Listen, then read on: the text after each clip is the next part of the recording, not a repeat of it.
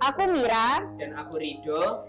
Nah, di edisi perdana kali ini kita akan ngobrol-ngobrol nih dengan bintang tamu yang menurut aku sangat cantik dan spesial. Kalian mau tahu nggak siapa? Nah, denger-denger nih bintang tamunya itu penuh prestasi dan berbakat banget loh Mir. Kira-kira tahu nggak siapa bintang tamu kita kali ini? Nah, ya udah, nggak usah kita tunggu lama-lama. Yuk kita panggil. Halo Bu Cindy, gimana kabarnya? Halo, alhamdulillah kabarnya baik banget. Jadi hari ini tadi dari pagi full ngajar ya.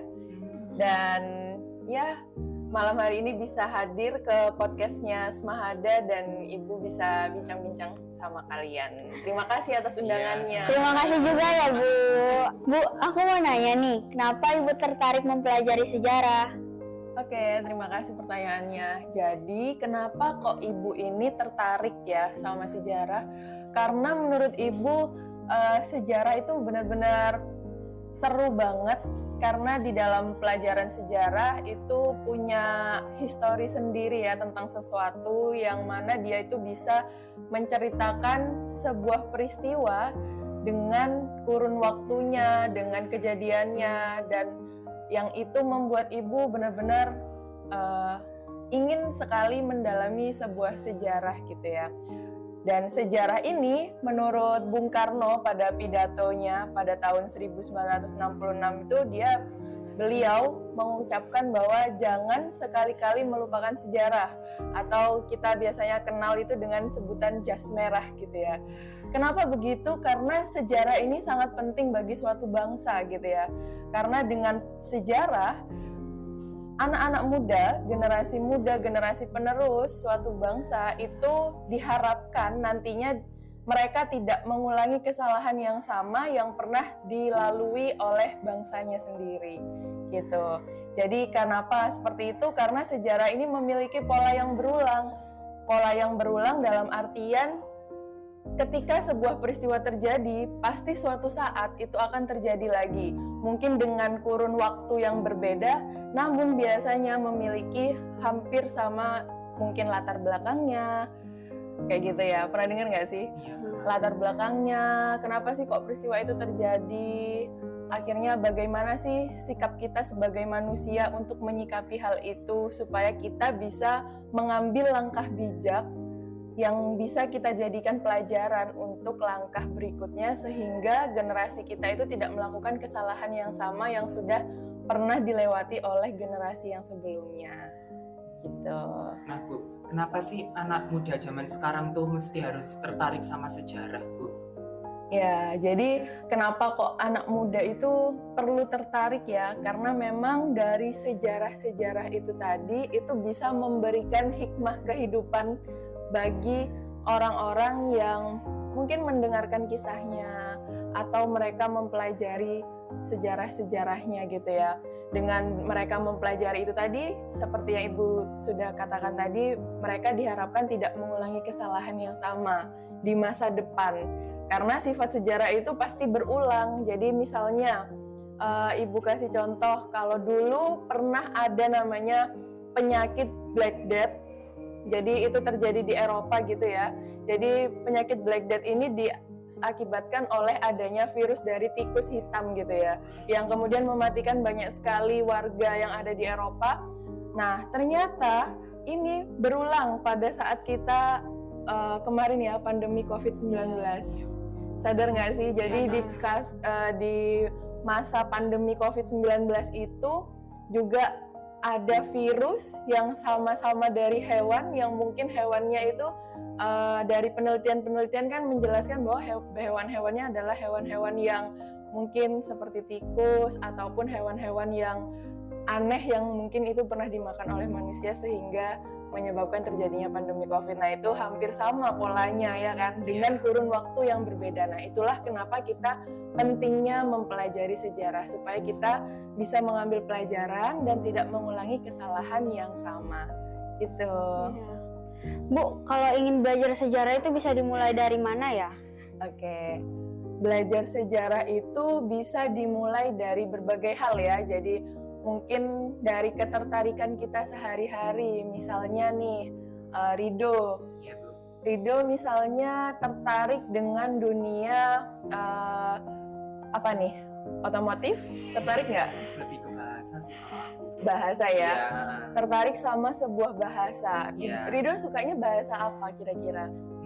Bahasa asing sih Bu kalau aku. Bahasa asing atau bahasa Inggris katakanlah Iya, ya. Katakanlah bahasa Inggris. Bahasa contohnya. Inggris.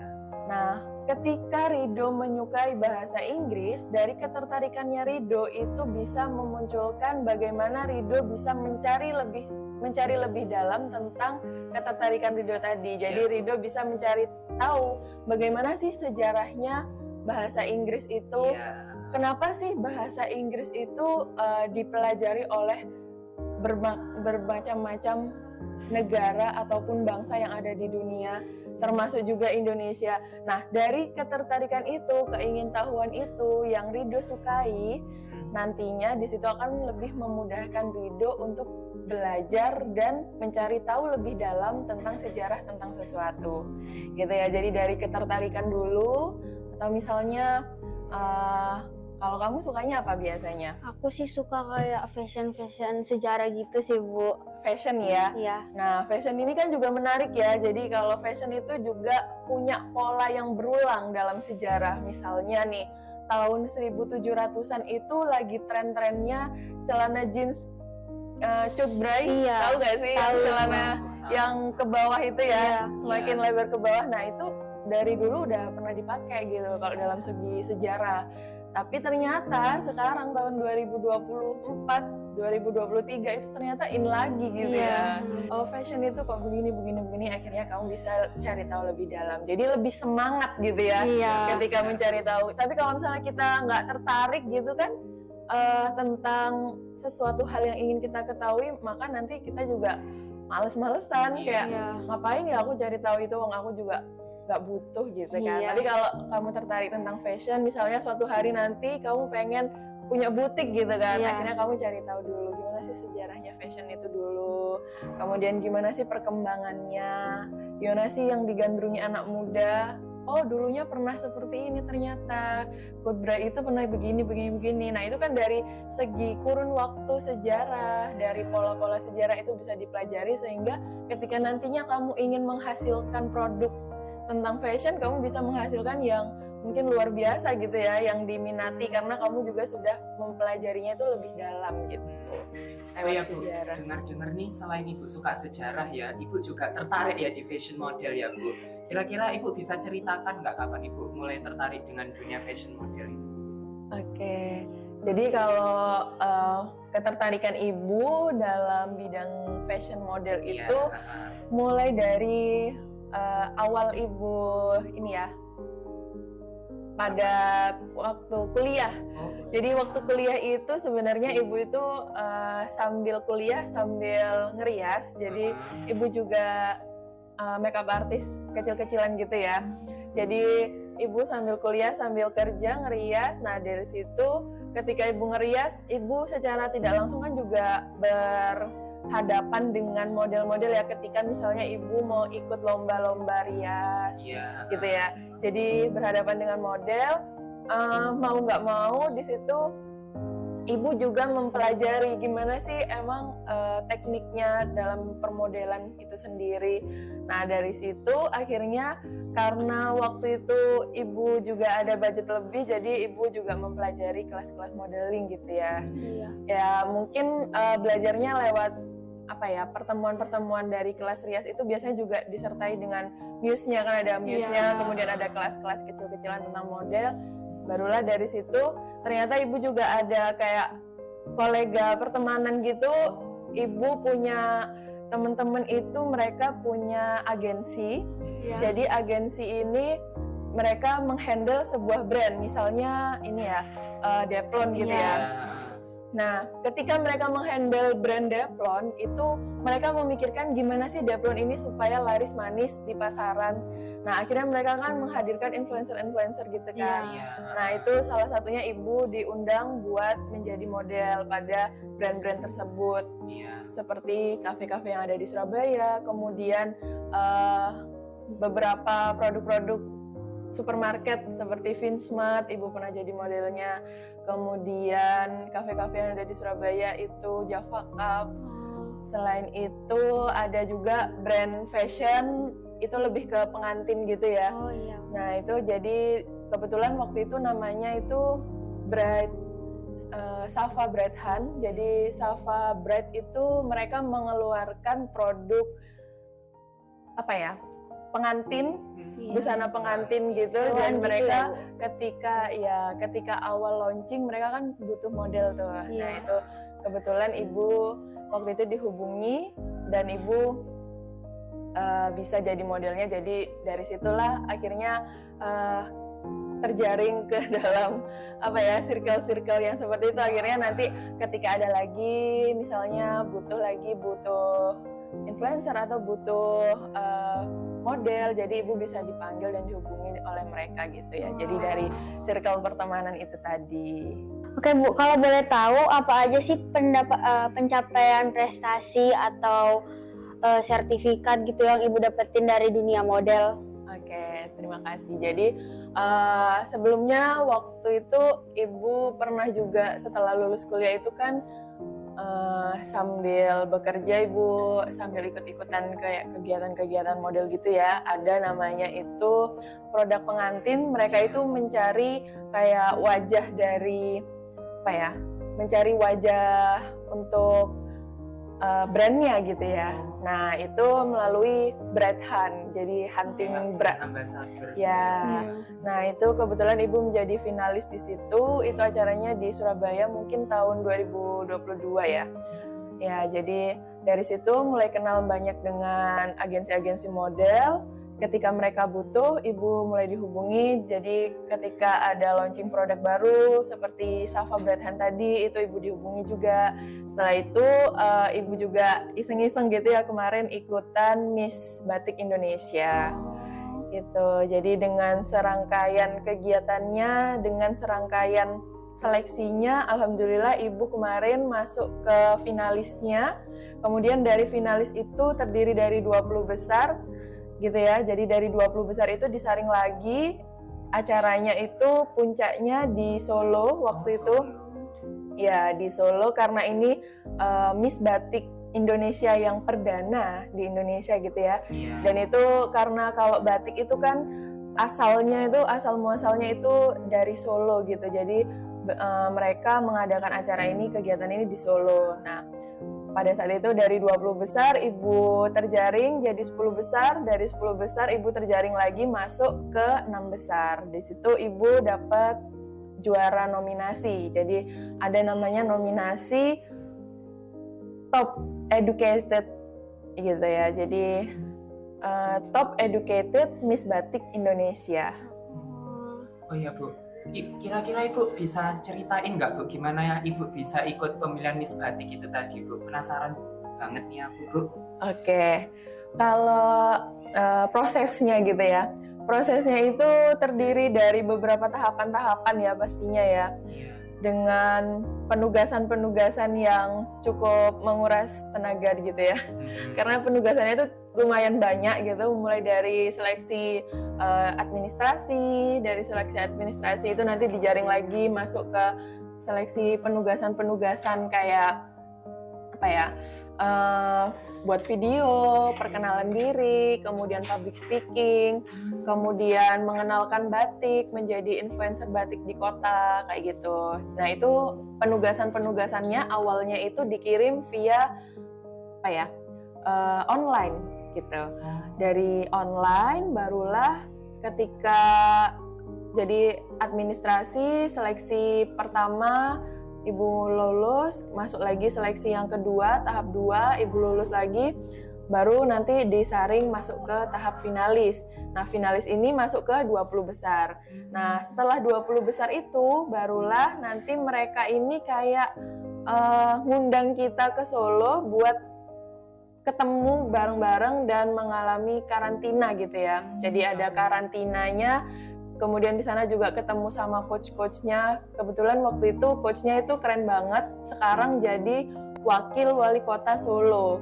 Jadi namanya itu Ibu Astrid. Jadi beliau yang secara langsung membimbing kami para Miss Batik itu bagaimana kita bisa membranding diri, bagaimana cara berkomunikasi, public speaking dan lain-lain. Jadi coach-coachnya itu juga sangat luar biasa gitu ya.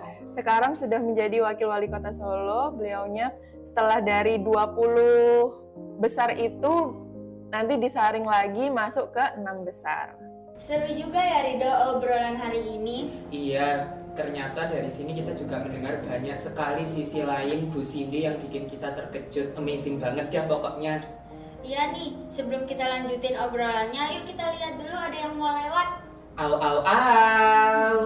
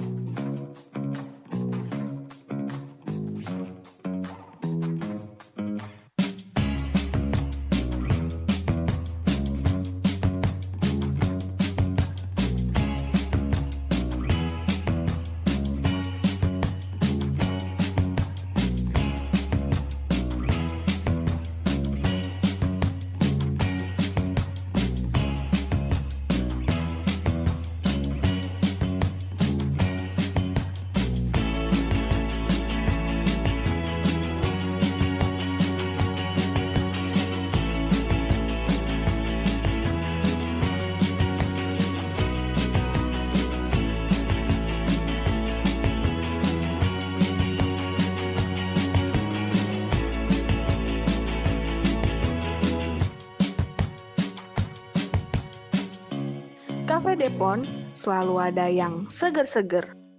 Hai, ketemu lagi nih. Yuk kita lanjut keseruan yang tadi. Oh iya Bu, info terbaru nih. Dengar-dengar katanya Ibu jadi bagian di tim ahli cagar budaya ya. Nah kira-kira itu pekerjaannya apa aja sih Bu di situ Bu?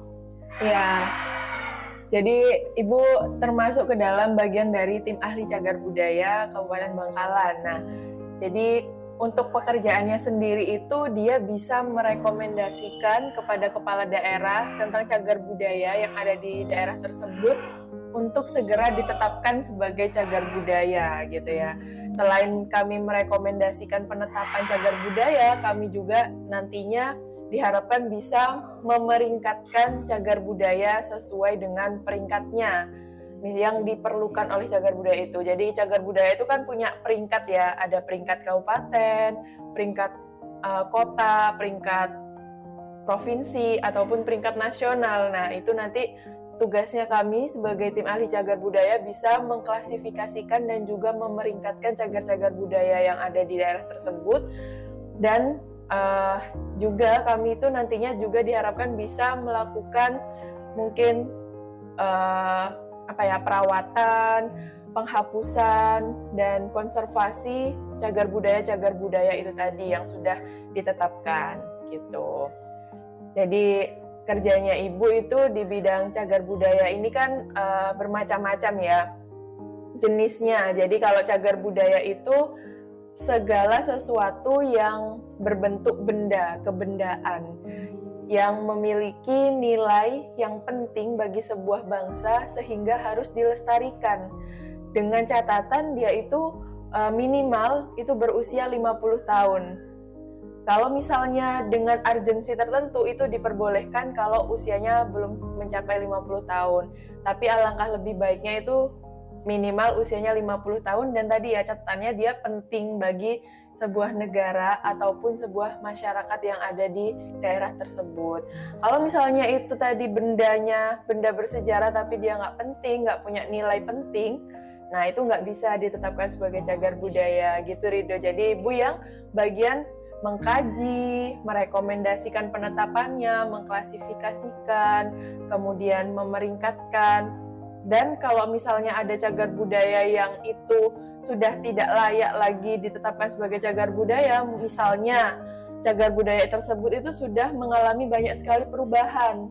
Contohnya, misalnya ada patung Ganesha gitu ya. Nah, si patung ini ternyata sudah mengalami banyak perubahan bentuk, perubahan makna, nilai penting. Nah, itu bisa dilakukan juga oleh kami nanti dilakukan pengkajian dan melakukan penghapusan. Jadi dihapus dari catatan dia sebagai cagar budaya gitu. Jadi Ibu melakukan penelitian-penelitian, kunjungan, kemudian tadi ya kajian-kajian tentang cagar budaya supaya nantinya ditetapkan dan lain-lain. Oke Bu.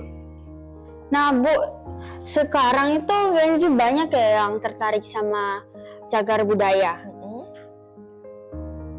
Ya, jadi kalau Gen Z itu sekarang ada arah ketertarikan kepada cagar budaya, tapi juga ada beberapa yang mereka tidak tahu sama sekali ya cagar budaya itu apa gitu. Nih, kalau Ibu boleh tahu nih, apakah kalian tahu nggak sih cagar budaya sendiri itu apa? Kalian kan termasuk Gen Z kan? Iya, Gen Z banget nih.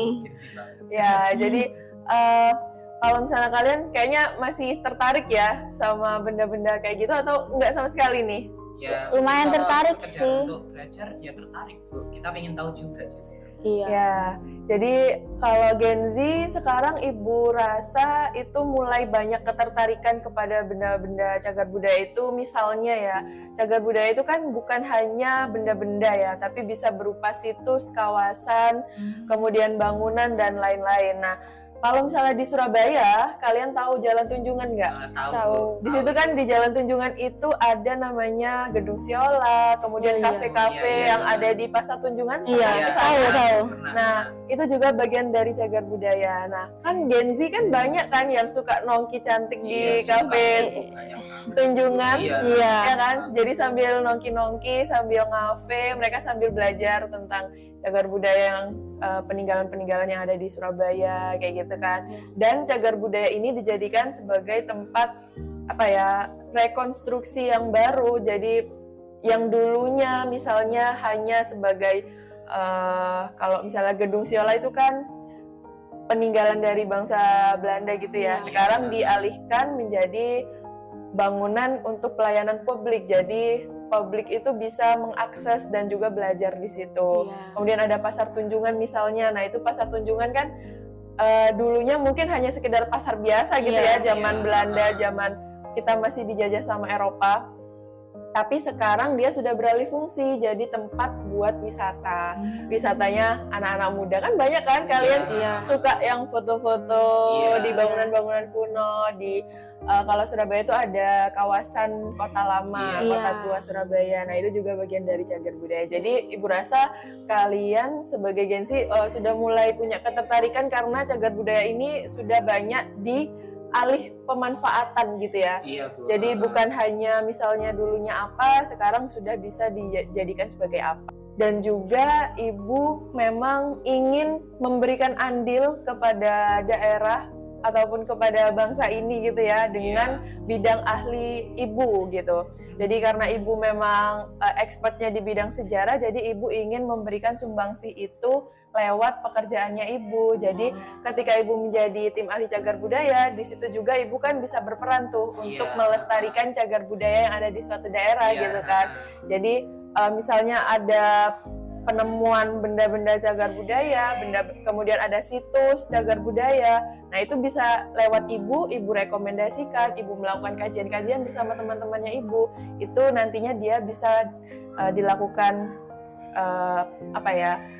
kayak pemanfaatan, dilakukan juga konservasi terhadap benda-benda itu sehingga bisa lestari dan dinikmati oleh anak cucu kita nanti gitu ya. Jadi Ibu bisa bermanfaat buat orang banyak gitu ya. Iya. Jadi lewat itu Ibu berharapnya seperti itu. Ya, Bu. Bu, kalau boleh tahu tim ahli cagar budaya itu harus menemukan atau meneliti cagar budaya ya? Oke, jadi tim ahli cagar budaya itu sebenarnya mereka bisa menemukan ketika ada benda-benda temuan yang terbaru, itu bisa nanti mereka bisa melakukan pengkajian tentang itu, melakukan penelitian itu tadi ya, dan melakukan perekomendasian untuk ditetapkan kepada kepala daerah. Ataupun ketika jadi cagar budaya ini prosesnya itu panjang untuk bisa menjadi cagar budaya gitu ya. Karena ada juga tim, sebelum tim ahli cagar budaya itu ada tim namanya tim register ODCB. Jadi tim register ODCB ini tim register objek yang diduga cagar budaya. Jadi benda itu tadi ataupun situs ataupun kawasan yang mereka itu diduga cagar budaya itu harusnya sudah registrasi terlebih dahulu oleh tim ODCB ini tadi dengan pengkajian mereka. Jadi itu beda tim sama ibu. Jadi dari mereka dilakukan registrasi, pengkajian dan lain-lain. Tapi pengkajiannya masih belum terlalu mendalam seperti kami ya sebagai tim ahli. Mereka hanya meregistrasi, ketika itu sudah diregistrasi masuk ke dalam nomor, kalau misalnya di museum itu kan ada nomor registrasinya tuh. Nah itu ketika sudah masuk di situ barulah nanti masuk ke kami sebagai tim ahlinya untuk melakukan pengkajian lebih lanjut gitu. Buat kalian yang udah nonton edisi perdana kali ini, jangan lupa like, comment, share, and subscribe. Makasih ya yang udah nonton di Sisi Lain Smahada. Sisi Lain Smahada, hanya tinta yang dapat tumbuh di sini. Wow. Aneh gak sih?